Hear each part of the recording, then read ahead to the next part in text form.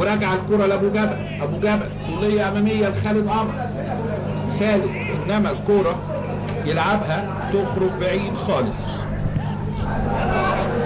ادي محاولة ولما قمر يا سلام يا قمر يا قمر يدخل ويعمل ويسجل هدف فوق الثالث في الدوري. خالد قمر سعيد جدا بالهدف في الدقيقة 17 من بداية أحداث الشوط الثاني.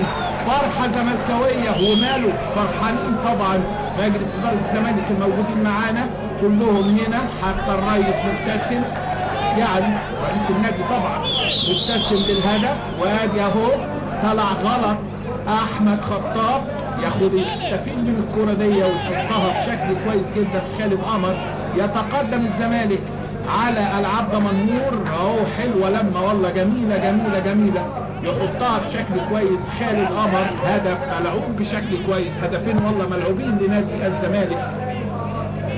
تصبح النتيجه بعد مرور 18 دقيقه تقدم الزمالك على العاب دمنهور 2-0.